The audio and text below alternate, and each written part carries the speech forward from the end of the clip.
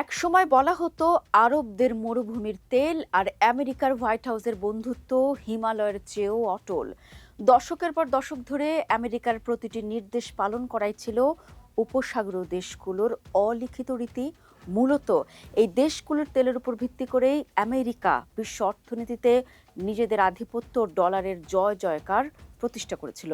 কিন্তু ইসলামী বিপ্লবের দেশ ইরান মধ্যপ্রাচ্যে এমন এক ঝড় তুলেছে, সেই ঝড়ে ঘোলাটে হতে শুরু করেছে সেই মধুর সম্পর্কের রসায়ন।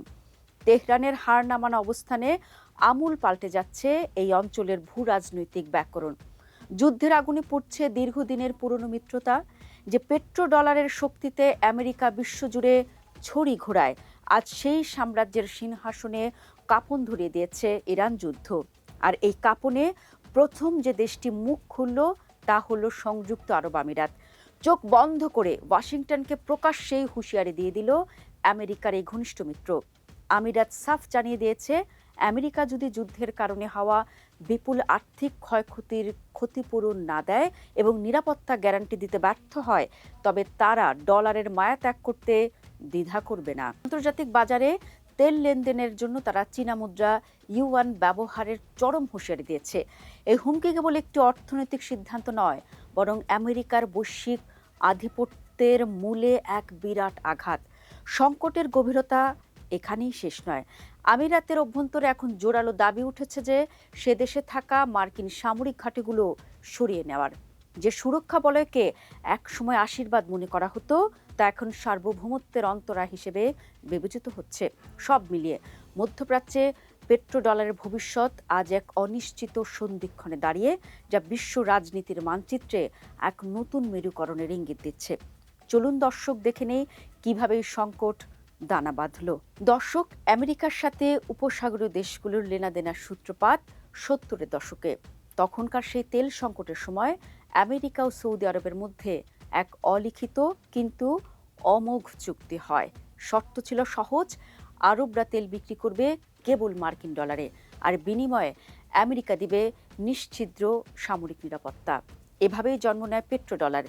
দুনিয়ার যে দেশি তেল কিনতে চাক তাকে আগে ডলার জোগাড় করতে হতো, ফলে ডলার হয়ে ওঠে বিশ্বের অপ্রতিরোধ্য মুদ্রা। কিন্তু 2026 সালের এই উত্তপ্ত পরিস্থিতিতে সেই পুরনো সমীকরণ আর কাজ করছে না। ইরান আমেরিকা যুদ্ধ এখন আর কেবল যুদ্ধ বিমান আর মিসাইল ড্রোনের লড়াই নয়, এটি হয়ে দাঁড়িয়েছে অর্থনৈতিক অস্তিত্বের লড়াই। এই যুদ্ধে উপসাগরীয় দেশগুলোর মধ্যে সবচেয়ে বেশি ক্ষতিগ্রস্ত হয়েছে সংযুক্ত আরব আমিরাত। দুবাইয়ের ঝলমলে আকাশ ছোঁয়া ভবন থেকে শুরু করে ফুজাইরার তেল টার্মিনাল, ইরানের মিসাইল আর ড্রোন হামলায় ক্ষতবিক্ষত হয়েছে আমিরাতের অবকাঠামো।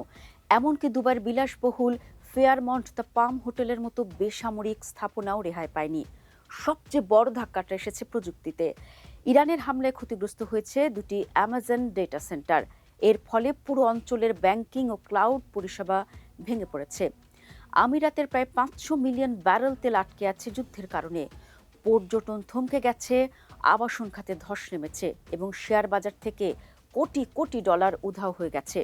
আমিরাত এখন দেখছে আমেরিকা শুরু করা এই যুদ্ধে তারা কেন বলির পাঠা হবে। ট্রাম্প প্রশাসনের জন্য সবচেয়ে বড় ধাক্কাটি এসেছে আমিরাতের কেন্দ্রীয় ব্যাংকের গভর্নর খালেদ মোহাম্মদ বালামার পক্ষ থেকে। তিনি মার্কিন ট্রেজারি সেক্রেটারি স্কট বেসেন্টকে সাফ জানিয়ে দিয়েছেন, এই যুদ্ধের দায় আমেরিকার।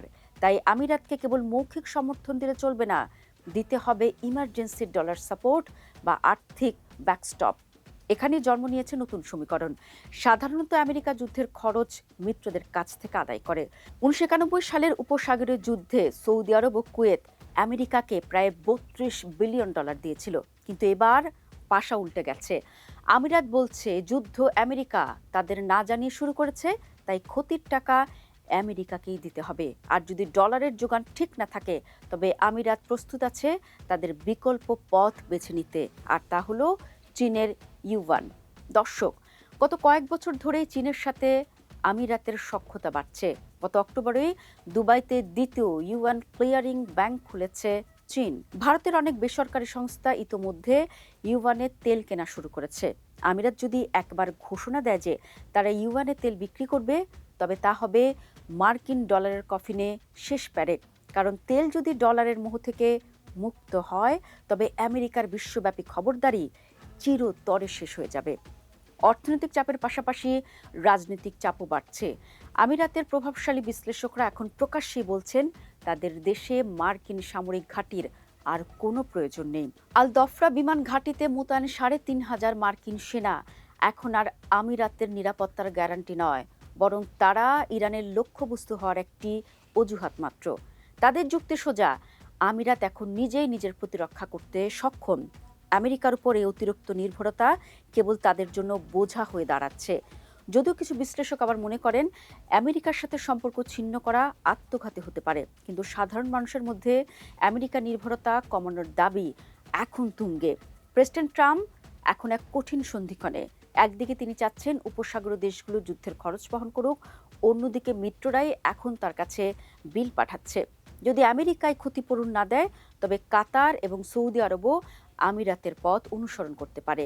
কারণ ইরানের হামলায় কাতারের এলএনজি রফতানি ক্ষমতা ১৭% কমে গেছে এবং সৌদি আরবের রাস তানুরা শোধনাগার বন্ধ রাখতে হয়েছে।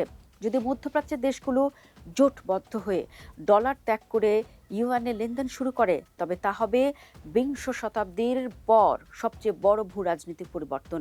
একে বলা হচ্ছে ডি ডলারাইজেশন। চীন ও রাশিয়ার মতো দেশগুলো অনেকদিন ধরেই এই সুযোগের অপেক্ষায় আছে। সংযুক্ত আরব আমিরাত আর আমেরিকার এই দহরম মহরমের ইতি হয়তো আমরা আমাদের চোখের সামনে ঘটতে দেখছি। একটি দেশ যখন নিজের নিরাপত্তার জন্য অন্য দেশের উপর নির্ভর করে, তখন তাকে অনেক কিছুই সইতে হয়। কিন্তু যখন সে নির্ভরতা নিজের অস্তিত্বকে সংকটে ফেলে দেয়, তখন বিকল্প পথ খোঁজা ছাড়া উপায় থাকে না।